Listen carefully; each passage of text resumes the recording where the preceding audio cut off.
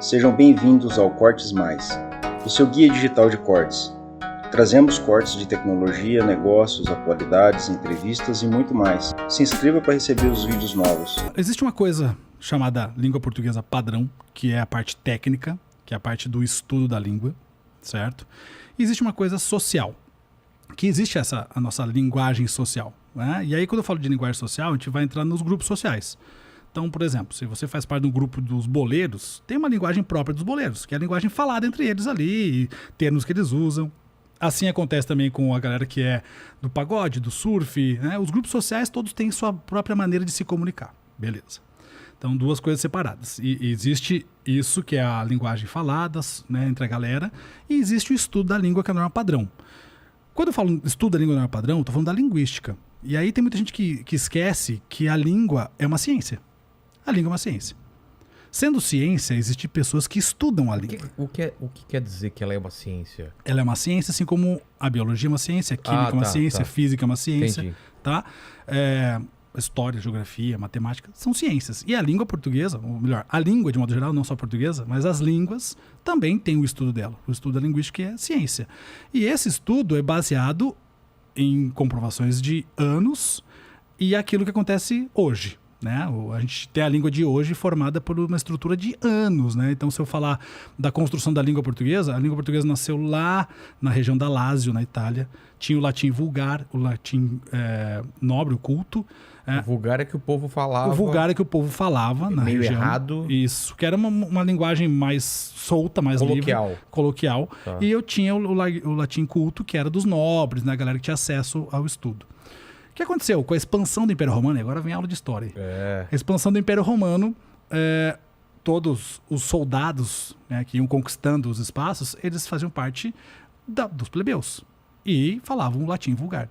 Esse latim vulgar foi chegando às regiões que foram sendo conquistadas. Então, cada vez que Roma conquistava uma região, tinha que deixar um pouco de soldado lá. Esse latim vulgar desse soldado misturava com os dialetos daquela região e ali surgiu uma nova língua.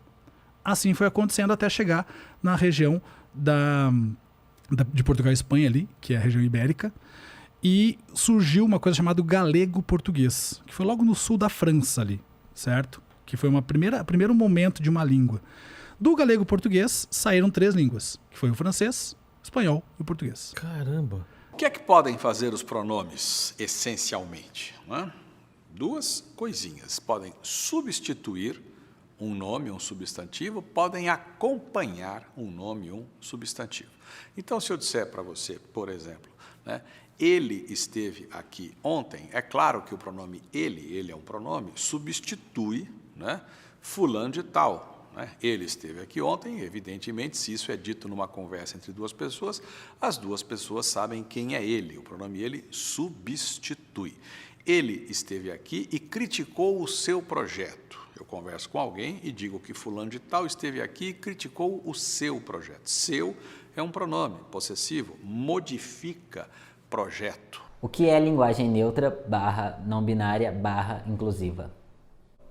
A linguagem neutra é uma proposta de modificação no modo de falar e escrever de uma língua de modo a não demarcar qual é o sexo / gênero da pessoa. O grupo social que mais se discute isso são de pessoas trans, e esse é um movimento mundial, não é só no Brasil que se pensa sobre isso. Dicionários oficiais de inglês já reconhecem o they e them como um pronome singular para se referir às pessoas não binárias. Na Argentina também, uma faculdade de ciências sociais retirou o uso do a e do o e passará a usar o e. A linguagem não binária, também conhecida como dialeto não binário, ela foi uma linguagem criada, obviamente, pelos não binários, né? E quem são os não binários? São as pessoas que não se identificam nem com gênero feminino, nem com gênero masculino. Então, ocorre aí uma tentativa de neutralização da palavra. Então, por exemplo, não seria amigo nem amiga, seria amigue, né? Mas não faz muito sentido, por exemplo, por quê? Porque essa terminação com a letra E, se você pegar, por exemplo, a palavra pente, pente é masculino, né? O pente. Gênero arbitrário, né? Da língua portuguesa. Então, esse dialeto não binário, ele não possui nenhum embasamento linguístico, científico, e ele é um desrespeito à língua portuguesa. A língua é um organismo vivo que inevitavelmente muda com o passar do tempo para atender às novas necessidades de quem a fala. E essa língua lá de Portugal, né, de sei lá de quantos mil anos atrás, que veio depois de muito tempo para cá, e chegando no Brasil, lá com toda aquela história, a gente já sabe, né, de Pedro Álvares Cabral, juntou com o Guarani, do índio que estava aqui, depois, né, não vou chamar de excursões, mas um momento de escravidão que trouxe os escravos da África para cá, escravizou os africanos e trouxe para cá, misturou também com os dialetos africanos. Toda essa mistura fez a língua portuguesa acontecer. Beleza. Assim, para quem não sabe, gente, existe algo chamado sexismo linguístico, que é proposto por linguistas, feministas e outras pessoas interessadas nesse assunto. E o que é esse sexismo linguístico? O sexismo linguístico é uma discriminação velada. É justamente uma crítica às gramáticas normativas que privilegiam o homem. Por exemplo, na seguinte frase: os homens lutaram na Revolução Francesa por um mundo mais justo, marcado pela liberdade, igualdade e fraternidade. Homens aqui, em tese, se refere à humanidade, engloba homens e mulheres, mas nós sabemos, né, gente, quem são os heróis de guerra.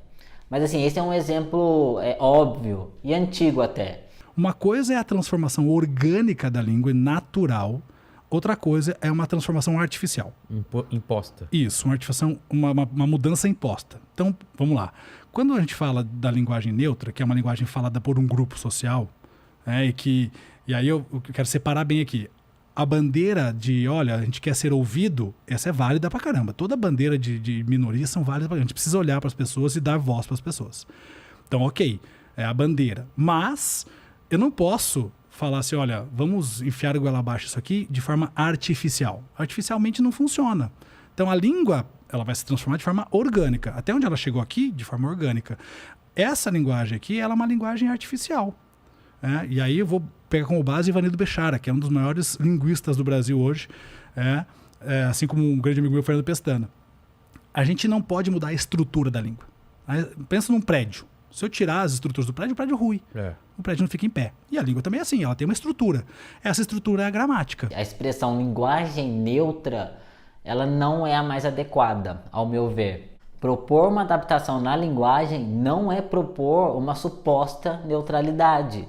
Não existe neutralidade, nem na língua, nem no indivíduo. Ao usar o pronome elo, nós estamos sim assumindo uma posição, que é a de recusa do atual sistema binário de gênero, que também se expressa na língua e todas as demais ramificações disso. Mas é mais que isso. Quando a gente pensa em incluir professore, não há uma tentativa de eliminar o masculino e feminino da gramática. O que está sendo feito, na verdade, é propor uma forma efetiva, não marcada de gênero e sexo para as pessoas. E essa não marcação servirá a diversas situações em que, de fato, o sexo / gênero da pessoa não é importante. E aí, eventualmente, ela também servirá às pessoas não binárias. Ou seja, a gente vai continuar usando ele, ela, só que elo também. Sendo que esse elo pode ser uma pessoa trans ou não. Mas daqui 100 anos isso vai acontecer? Se for de forma natural, sim. Mas se for de forma artificial, não. Então, hoje, eu vou fazer a prova de vestibular do Enem. Beleza, fazer a prova de vestibular do Enem.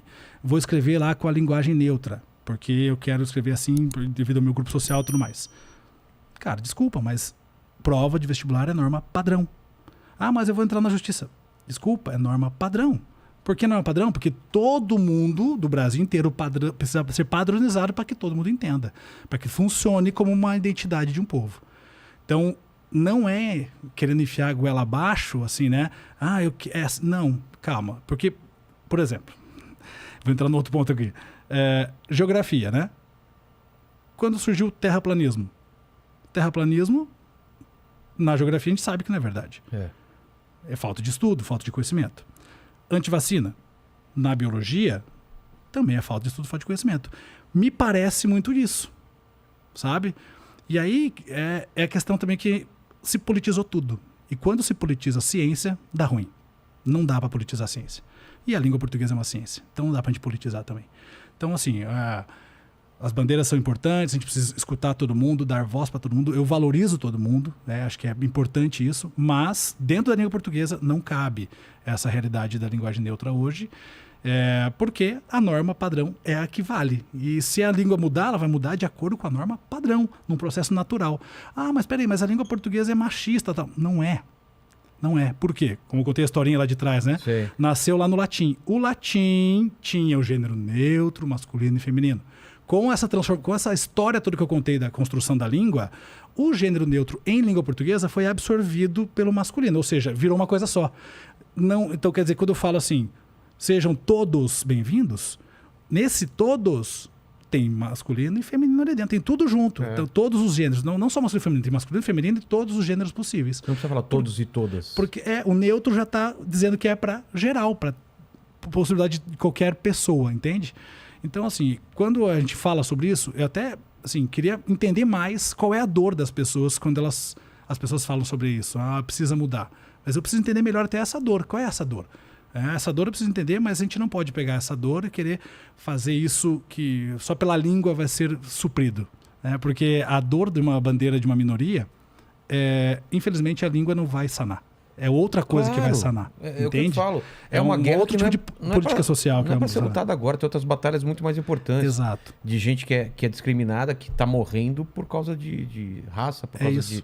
É isso. Então, assim, acho que precisa mudar um outro tipo de cabeça, um outro tipo de postura social em relação a isso. Não é esse tipo de batalha que tem que ser feita. A batalha é outra. A batalha é muito mais profunda em relação a isso. Se gostou do nosso trabalho, se inscreve, deixa um like e ajude a fortalecer o canal. Não deixe de comentar e dar sugestões para novos vídeos. Um abraço, até breve.